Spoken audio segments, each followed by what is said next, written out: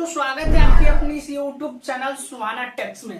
Friends बता दें कि आज हम पढ़ने वाले हैं क्लास 7th का जो न्यू वाला बुक है उसका हम गणित पढ़ने वाले हैं और इस वीडियो में हम प्रश्नावली 1.1 को पूरा तरीका से हल करने वाले हैं, वो भी बेसिक टू एडवांस तक। चलिए बिना देर किए वीडियो को स्टार्ट करते हैं। सबसे पहले दोस्तों इस टॉपिक में पढ़ना है आपको पूर्णांक पढ़ना है। क्या पढ़ना है दोस्त, यहाँ पे न्यू वाला जो बुक है यहाँ पे देख सकते हैं, ये न्यू वाला बुक है और इसमें सबसे पहले 1.1 में जो आपका चैप्टर है इसमें पढ़ना है आपको पूर्णांक। क्या पढ़ना है, तो आइए हम सबसे पहले पूर्णांक के बारे में समझते हैं कि प्राकृत संख्या क्या होता है, कि पूर्णांक क्या होता है, पूर्ण संख्या क्या होता है। तो आइए हम इसको समझते हैं। सबसे पहले फ्रेंड्स समझते हैं हम कि प्राकृत संख्या। सबसे पहले क्या समझेंगे कि प्राकृत संख्या क्या है। तो यहाँ पे देखिए इसका परिभाषा होगा कि गिनती की वह संख्या जो 1 से शुरू हो। यहाँ पे आप लिख लीजिएगा कि गिनती की वह संख्या जो 1 से शुरू हो। प्राकृतिक संख्या कैसे चालू होता है फ्रेंड्स, तो प्राकृतिक संख्या 1 से चालू होता है। यानी कि कह सकते हैं कि वह गिनती की संख्या जो 1 से लेके अनंत तक हो, यानी 1 2 3 4 5 6 लेके अनंत, इसको हम दोस्तों अनंत बोलते हैं, इन्फिनाइट। यानी कि क्या बोलते हैं, अनंत। यानी कि गिनती की वह संख्या जो 1 से चालू हो उसको हम बोलते हैं प्राकृत संख्या। आगे आपको समझाते हैं दोस्त। आगे एक संख्या का नाम होता है पूर्ण संख्या। कौन सी संख्या, तो पूर्ण संख्या। तो पूर्ण संख्या क्या होता है, तो देखिए जब प्राकृत संख्या था तो प्राकृत संख्या, जब हम प्राकृत संख्या में 0 को जोड़ देंगे तो वो एक पूर्ण संख्या बन जाएगा। कौन सा संख्या बन जाएगा दोस्त, पूर्ण संख्या। तो यहाँ पे पूर्ण संख्या में, यहाँ पे प्राकृत संख्या में 0 को ऐड कर देते हैं तो आपका कौन सा संख्या बन जाएगा फ्रेंड्स, वो हो जाएगा आपका पूर्ण संख्या। आई होप कि आपको समझ में आया होगा कि पूर्ण संख्या क्या होता है। इसी तरह हम समझेंगे आपका पूर्णांक। क्या समझेंगे हम, पूर्णांक क्या होता है। तो आइए हम समझते हैं कि पूर्णांक क्या होता है। देखिए अगर हम पूर्ण संख्या में ऋणात्मक संख्या को ऐड कर देते हैं, जोड़ देते हैं, तो उस संख्या को हम पूर्णांक कहते हैं। उस संख्या को क्या बोलेंगे फ्रेंड्स, पूर्णांक बोल देंगे। जैसे यहाँ पे देखिए पहले पूर्ण संख्या लिख लेंगे 0, 1, 2, 3, इसी तरह अनंत तक। इस संख्या में आप ऋणात्मक संख्या को जोड़ दीजिएगा इधर, जैसे -1, -2, -3, -4, इधर अनंत तक। इसका कोई अंत नहीं है दोस्तों। इन सभी संख्याओं को हम क्या बोलेंगे, पूर्णांक संख्या, यानी कि पूर्णांक संख्या बोलते हैं। आई होप कि समझ में आया होगा कि प्राकृत संख्या क्या होता है, पूर्ण संख्या क्या होता है, पूर्णांक क्या होता है। और इसी तरह और भी समझते हैं संख्याओं के बारे में। एक संख्या जो आपका होता है परिमेय संख्या। क्या होता है दोस्त, परिमेय संख्या। तो आइए इसको समझते हैं। देखिए जिस संख्या को हम p/q के रूप में लिख सकते हैं उस संख्या को हम परिमेय संख्या बोलते हैं। इसका परिभाषा क्या होगा कि जिस संख्या को हम p/q के रूप में लिख सकते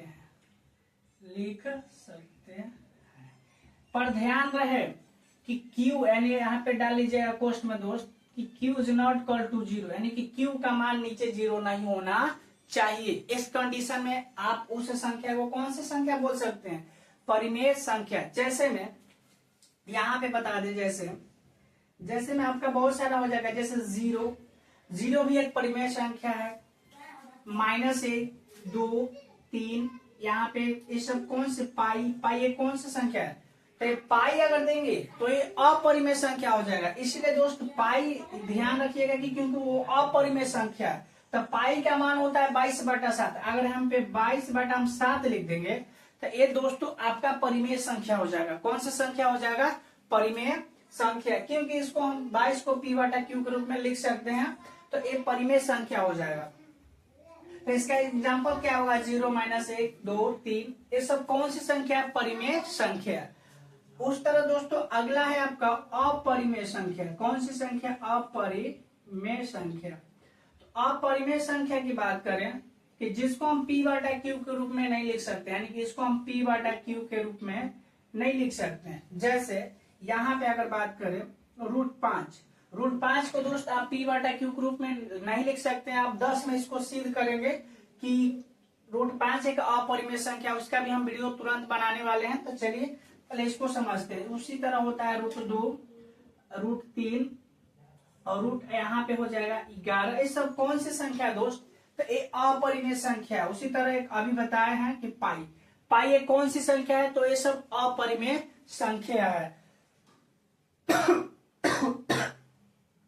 आई होप कि आपको इतना संख्या समझ में आया होगा कि प्राकृत संख्या क्या होता है, पूर्णांक क्या होता है, उसके बाद पूर्ण संख्या, ये सब सारी चीजें आपको याद रखना होगा कि ये सब संख्या क्या होती है। अब हम समझ लेंगे दोस्त प्रश्नावली 1.1 को बेसिक टू एडवांस। तो आइए हम बिना देर किए प्रश्नावली की ओर चलते हैं। आपका पहला जो सवाल है, हम आपको स्क्रीन पे शो हो रहा होगा, जो आपका सवाल है कि लिखा है कि ऐसा पूर्णांक युग्म लिखिए जिसका, यानी ऑप्शन ए है योग -7 है, और बी में है कि अंतर -10 है, और सी में है कि योग 0 होना चाहिए। सबसे पहले तीनों सवाल को समझते हैं। यहाँ पे क्या दिया है, पहला ए में आपका ए नंबर क्वेश्चन में दिया है कि योग दिया है कि -7 है। उसके बाद बी नंबर सवाल में दिया है कि अंतर -10 है, और सी नंबर सवाल में दिया है, सी नंबर सवाल में कि योग आपका 0 है। यही सवाल दिया, लेकिन ऊपर में कह रहा है कि ऐसा पूर्णांक युग्म लिखिए, यानी कि पूर्णांकों का जोड़ा लिखना है। तो आइए सबसे पहले समझते हैं। देखिए, जैसे आपको युग्म का मतलब होता है जोड़ा, युग्म का मतलब क्या होता है? जोड़ा। यहाँ पे जैसे योग है -7, इसको आप कैसे लिख सकते हैं? -7 लाने के आप इसको ऐसे भी लिख सकते हैं। यहाँ पे इसको हम लिखना चाहें तो योग यानी कि -8 और प्लस के 1 लिख सकते हैं। इसको ऐसे लिख सकते हैं कि नहीं? -8 + 1 लिखेंगे तो दोस्त इसका योग करेंगे तो -7 आएगा। आई होप कि आप समझ गए होंगे कि आप इसके जगह कोई और संख्या भी ले सकते हैं। लिमिट नहीं है कि आप एक ही संख्या ले, आप इसको ऐसे भी लिख सकते हैं कि -10 + 3 करेंगे तो इसका भी -7 आएगा। आई होप कि इस तरह से बहुत सारे योग आप -7 निकाल सकते हैं, लेकिन आपको युग्म लिखना है। यहाँ पे क्या पूछ रहा है दोस्त? युग्म, यानी कि पूर्णांकों का युग्म लिखना है, जोड़ा। तो देखिए, सबसे पहले पहला सवाल में क्या लिखेंगे? -8 और 1, तो इसको ऐसे लिख दीजिए -8, 1। यही क्या हो जाएगा? आंसर हो जाएगा। उसी तरह इसमें भी अगर आपको लिखना है तो आप लिख सकते हैं कि -10, 3। इसको अगर जोड़ेंगे, यानी जोड़ेंगे इसको, तो -7 आ जाएगा। यहाँ पे देख सकते हैं हम जोड़कर दिखाए हैं कि इस तरह से ये आपका क्या हो जाएगा? आंसर हो जाएगा -10 और 3। इस तरह से इसका कई वो आंसर आप दे सकते हैं। लिमिट नहीं है कि जो बुक में है वही इसका आंसर होगा। उसी तरह दोस्त यहाँ पे अब देखिए अंतर। आखिर अंतर हम कैसे निकालते हैं? किसी अगर हम बोले कि 4 और 8 में अंतर बताइए, तो आप बता सकते हैं कि 4 8 में कितना का अंतर है? 4 का। पर कैसे? तो यहाँ पे देखिए, जब इसको अंतर का मतलब होता है माइनस वाला साइन। अंतर का मतलब क्या होता है दोस्त? माइनस वाला साइन। जैसे हम बोलेंगे कि 5 और 1 में कितना का अंतर है, तो आप 5 में से 1 को घटाइएगा तो यहाँ पे कौन का अंतर है? 4 का। यानी कि अंतर का मतलब समझ गए कि किसका साइन होता है? तो घटाव का साइन होता है। किसका साइन? तो घटाव का। उसी तरह यहाँ पे कि कोई ऐसा संख्या 2 लिखना है जिसका अंतर यानी कि -10 आना चाहिए। सबसे पहले आप इसको ऐसे लिख सकते हैं जैसे कि -6, उसके बाद अंतर का मतलब घटाव वाला साइन, और इसमें आप पहला प्लस को ऐड कर देंगे 4 को, तो जोड़ेंगे तो सबका आंसर आएगा -10। सबका आंसर क्या आ जाएगा दोस्त? -10। अच्छा, तो इसका योग में पूछा है, तो आप इसका योग में कैसे लिख सकते हैं आंसर में? तो यहाँ पे -6 और युग्म है 4, तो ये दोनों का क्या हो जाएगा दोस्त? यानी आंसर, ये युग्म है यानी जोड़ा। इसका कई हो आंसर हो सकता है। आप इसको ऐसे भी लिख सकते हैं, जैसे यहाँ पे देखिए, आप इसको ऐसे लिख सकते हैं कि -8 और माइनस घटाव है और +2 बराबर में इसको जोड़ेंगे तो पूरा आ जाएगा -10। तो इसका युग्म अगर लिखना हो तो आप ऐसे लिख सकते हैं -8,2। यही क्या हो जाएगा? आंसर। तो दोस्तों इसका कई गो आंसर है जो आप लिख सकते हैं इजीली तरीका से।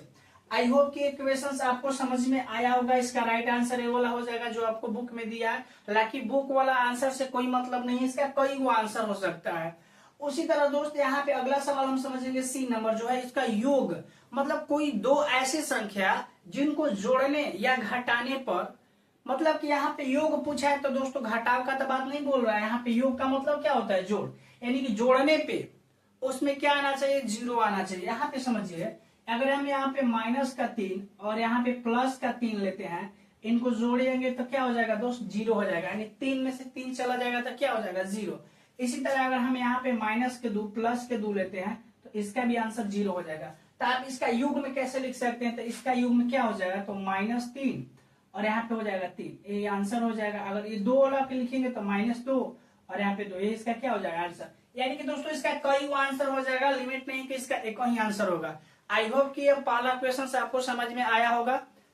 चलिए हम दूसरा क्वेश्चन को बहुत इजी तरीका से समझते हैं। दोस्तों हम दूसरा नंबर क्वेश्चन को समझते हैं। दूसरा नंबर क्वेश्चन में क्या है, सबसे पहले पढ़िएगा तो यहाँ पे हम बुक में देख लेते हैं। सबसे पहले ए है, यानी कि दूसरा का ए यहाँ पे हम लिख दिए। बोल रहा है कि ए नंबर में, यानी कि एक ऐसा ऋणात्मक पूर्णांक युग्म लिखिए जिनका, यानी कि जिसका अंतर 8 है। तो यहाँ पे समझते हैं कि सबसे पहले कि यहाँ पे ऋणात्मक पूर्णांक का युग्म लिखना है और उसका अंतर 8 आना चाहिए। 8 मतलब समझ रहे हैं, उसका अंतर। तो यहाँ पे देखिए, इस सवाल को बहुत सारे इजी तरीका से जवाब दे सकते हैं। ऋणात्मक पूर्णांक, तो यहाँ पे ऋणात्मक पूर्णांक आप ऐसे लिख सकते हैं -2 और अंतर दिया है तो यानी कि यहाँ पे माइनस, और यहाँ पे लिखेंगे, यहाँ पे माइनस के दिया है तो ऋणात्मक पूर्णांक लेंगे तो यहाँ पे हो जाएगा कि -10 और इनको आप जोड़िएगा घटाइएगा तो दोस्तों 8 आएगा। कितना आएगा, 8। हम जोड़ के बता देते हैं, यहाँ पे हो जाएगा -2 माइनस माइनस प्लस के 10 जोड़ेंगे तो 8। इसका आप इसको ऐसे लिख सकते हैं आप कि -2 और -10, ये इसका क्या हो जाएगा, युग्म, यानी कि आंसर हो जाएगा। इक्वेशंस को आप समझ गए होंगे कि चाहिए तो इसका 8 आ जाएगा, आप इसको अंतर निकालिएगा तब। इसी तरह दोस्त यहाँ पे दिया है, इसका कई गो डिफिकल्ट आंसर हो सकता है दोस्त, जरूरी नहीं कि आप एक ही आंसर ले, और भी आंसर निकाल सकते हैं। जैसे यहाँ पे हम देखिए, यहाँ पे हो जाएगा -3 और यहाँ पे -3 माइनस घटाव दे देंगे तो यहाँ पे हो जाएगा -5। इसको जोड़िएगा तो यहाँ पे कितना हो जाएगा दोस्त, यहाँ पे हम 5 नहीं लेते हैं, यहाँ पे हम ले लेते हैं आपका 11। यहाँ पे 11 ले लेते हैं कि यहाँ पे इसको जोड़िएगा तो पूरा आ जाएगा 8, यानी इसको ऐसे -3 और -11, ये भी आपका आंसर हो जाएगा। तो कई तरीके से आप इसका आंसर निकाल सकते हैं, जरूरी नहीं है कि यही वाला आपका आंसर होगा। यहाँ पे कई गो आपका इसका आंसर निकाल सकते हैं। उसी तरह दोस्त यहाँ पे एक अगला सवाल है बी नंबर, कि एक ऋणात्मक पूर्णांक और एक धनात्मक पूर्णांक लिखिए जिनका योग -5 है। यहाँ पे समझते हैं कि ऋणात्मक और धनात्मक पूर्णांक, उसको जोड़ने के बाद आपका -5 आना चाहिए। तो ऋणात्मक में जैसे लेते हैं -6 और प्लस धनात्मक लेते हैं 1, तो जोड़ेंगे तो -5 आएगा। उसी तरह यहाँ पे अगर हम -7 लेते हैं, +2 लेते हैं तो जोड़ेंगे तो -5 आएगा। आई होप कि दोस्तों इस सवाल को समझ रहे हैं। इसका युग्म में कैसे लिखेंगे हम, तो यहाँ पे लिख सकते हैं इसका युग्म -6, ए भी इसका आंसर हो जाएगा, या ए भी लिख सकते हैं -2 और -7 और +2, ए भी इसका आंसर हो जाएगा। तो इसी तरह इसका कई गो आंसर आप निकाल सकते हैं। हम बार बार बोलते आ रहे हैं कि इसका एक आंसर नहीं होगा, कई गो आंसर होगा। उसी तरह अगला सवाल है कि एक ऋणात्मक पूर्णांक और एक धनात्मक पूर्णांक लिखिए जिनका अंतर -3 है। अंतर देखना है, एक ऋणात्मक तो यहाँ पे ले लेते हैं, जैसे यहाँ पे ऋणात्मक -1 लेते हैं, और धनात्मक यानी कि यहाँ पे पहले समझते हैं जिनका अंतर निकालना है -3, तो अंतर माइनस में होता है और यहाँ पे 2 ले लिए। जब इनका अंतर करेंगे तो दोस्तों -3 आएगा। क्या आएगा, -3। यहाँ पे इसका ऐसे लिख सकते हैं -1, 2, ये भी क्या हो जाएगा, इसका आंसर हो जाएगा। तो इसका कई वो आंसर होगा। आई होप कि एक क्वेश्चन आपको, दूसरा नंबर क्वेश्चन बहुत ही अच्छे से समझ में आया होगा। चलिए बिना देखिए हम तीसरे नंबर क्वेश्चन को हल करते हैं। तो दोस्तों हम तीसरे नंबर क्वेश्चन को समझते हैं। तीसरा नंबर प्रश्न क्या कह रहा है कि यहाँ पे तीसरा नंबर क्वेश्चन कह रहा है कि किसी प्रश्नोत्तरी के 3 उत्तरोत्तर चक्रों यानी राउंड्स में टीम ए द्वारा प्राप्त किए गए अंक -40,10,0 थे और टीम बी द्वारा प्राप्त किए गए अंक 10,0 -40 थे।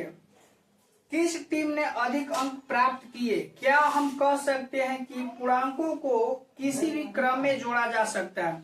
तो यहाँ पे सबसे पहले कौन सा टीम कितना मतलब कि अधिक अंक प्राप्त किया है ये बताना है कि नहीं किया है। तो चलिए पहले सवाल को समझते हैं कि ए द्वारा प्राप्त, यहाँ पे लिख सकते हैं सवाल जो दिया है यहाँ पे कि टीम, यहाँ पे लिख देंगे टीम ए द्वारा प्राप्त अंक, ए द्वारा प्राप्त अंक, इसका हल लिख लीजिएगा। हल यहाँ पे ए द्वारा प्राप्त अंक, ए द्वारा प्राप्त अंक कितना दिया है -40, 10 दिया, 0 यही दिया है। उसी तरह फिर पूछा है टीम बी द्वारा प्राप्त अंक, बी द्वारा प्राप्त अंक कितना दिया है? तो वो दिया है आपका 10, 0, -40। अब कह क्या रहा है कि कह रहा है कि पूर्णांकों को किसी भी क्रम में जोड़ा जा सकता है। दोस्तों आप इसको किसी भी क्रम में जोड़ सकते हैं, आप इसको किसी भी क्रम में जोड़िएगा, तो किसी भी तरह इसको जोड़िए, जैसे -40 + 10 + 0 तो -30 से आएगा। इसको भी आप किसी क्रम में भी जोड़िएगा, 10 + 0 और प्लस यहाँ पे -40 यहाँ पे, तो इसको भी पूरा जोड़ घटाव कीजिएगा तो दोस्तों -30 से आएगा। यानी इसको किसी भी तरह जोड़िए वो भी -30 आएगा और इसका भी मान -30, यानी दोनों टीम का -30 ही आएगा। आप इसको किसी भी तरह जोड़ घटाव कर सकते हैं। तो यानी इस कंडीशन में कह सकते हैं कि दोनों टीम जो है वो समान अंक प्राप्त किया है, ना कोई ज्यादा किया है ना कोई कम किया है। तो इसका आंसर क्या हो जाएगा दोस्त? यहाँ पे लिख सकते हैं दोनों टीम समान अंक प्राप्त किए हैं। तो प्राप्त कितना किए हैं? तो -31, यानी कि इसका यही आंसर हो जाएगा कि दोनों टीम समान अंक प्राप्त किए हैं। वो भी कितना किए हैं अगर पूछेगा कोई बता सकते हैं इस तरीके से कि -30 वो भी -30 और बी भी -30। आई होप कि आपको तीसरा नंबर क्वेश्चन बहुत ही अच्छे से समझ में आया होगा। चलिए हम चौथे नंबर क्वेश्चन को बहुत ही अच्छे तरीके से समझते हैं। जो आपको स्क्रीन पे शो हो रहा होगा वो क्या कर रहा है, पढ़ रहा है कि कह रहा है कि निम्नलिखित कथनों को सत्य बनाने के लिए रिक्त स्थानों की पूर्ति कीजिए। यानी कि निम्नलिखित कथनों को सत्य बनाने के लिए जो खाली स्थान है उसको हमको भरना है। तो आइए हम सबसे पहला सवाल दिया है, चौथा का पहला क्वेश्चन है दोस्त। यहाँ पे दिया है कि -5 प्लस यहाँ पे -8 बराबर -8 दिया है प्लस कोष्टक यहाँ पे लगा दिया है और इसमें डैश दिया है। यहाँ पे देखिए समझते हैं कि -5 और -8 इनको पूरा करने के लिए आप यहाँ पे -5 लगा देंगे, यानी कि इसको अलट पलट कर देंगे। यानी दोस्तों क्रम विनिमय नियम है, हालांकि हम नियम पढ़ने वाले हैं कि क्रम विनिमय नियम क्या होता है, हम अगले वीडियो में बता देंगे कि क्रम विनिमय नियम क्या होता है। अब ये समझिए कि इन दोनों को जोड़ घटाव कीजिएगा ना तो दोनों देने -13 ही आएगा। क्या आ जाएगा दोस्त? -13। आई होप कि सवाल के इसमें भरना क्या था, तो माइनस के केवल 5 भरना था। इस सवाल में केवल -5 भर दीजिएगा रिक्त स्थान में। उसी तरह दूसरा में यहाँ पे दिया है, दूसरा में समझा देंगे आपको। यहाँ पे दिया है -53 प्लस यहाँ पे डैश डैश और यहाँ पे दे दिया है -53। दोस्तों इसमें हम का जोड़े या घटाएं, यानी कि -53 आना चाहिए, तो यहाँ पे सिंपली आप 0 को ऐड कर दीजिएगा तो वही -53 आ जाएगा। आई होप कि ये समझ में आया होगा कि -53 आने के लिए इसमें 0 ऐड करेंगे तभी -53 आएगा, नहीं था नहीं आएगा। तो यहाँ पे 0 भर दीजिएगा दूसरा में। तीसरा नंबर आपका क्वेश्चन कह रहा है यहाँ पे 17 प्लस डैश डैश बराबर में दिया है 0। यहाँ पे 17 में क्या जोड़े या घटाएं, यहाँ पे 0 आंसर आना चाहिए। तो 17 में से -17 को घटा दीजिए, क्या जाएगा आपका? 0 आ जाएगा। आई होप कि समझ में आएगा कि इसमें -17 भरना है। तीसरा नंबर में चौथा में आपका दिया है, चौथा में यहाँ पे 13 प्लस कोष्ट में दिया है -12, यहाँ पे कोष्ट बंद, फिर प्लस, ऐसे डैश दिया है फ्रेंड्स, डैश बंद, उसके बाद बराबर में दिया है 13 प्लस कोष्टक बड़ा वाला, उसके बाद यहाँ पे -12 कोष्टक बंद प्लस, और यहाँ पे दिया है माइनस के साथ कोष्टक बंद। इसमें भरना क्या, देखिए इस पे 13 है 12 और इसमें 7 है, तो यहाँ पे भी -7 भर दीजिए। इसमें जोड़िएगा घटाइएगा उतना ही आंसर आएगा जितना इन दोनों में जोड़ करके चेक कर लीजिएगा। तो इसमें -7 है, भर दीजिएगा। यहाँ पे अगला में 5 नंबर में दिया है क्वेश्चन, -4 प्लस, यहाँ पे उसके बाद दिया है 15 प्लस, यहाँ पे दिया है -3 कोष्टक बंद, बराबर में दिया है -4 प्लस के 15 कोष्टक बंद बड़ा वाला प्लस। तो यहाँ पे देखिए, यहाँ पे 15 4 तो है भी क्या, -3 छूटा है, तो इस डैश में -3 आप भर दीजिएगा, इसका आंसर हो जाएगा। आई होप कि ये सारा क्वेश्चन आपको समझ में आया होगा। दोस्तों, अगर ये मेरा वीडियो आपको अच्छा लगा है तो प्लीज हमारे वीडियो को लाइक कीजिए और अपने दोस्तों के साथ शेयर कीजिए। तो मिलते हैं नेक्स्ट वीडियो।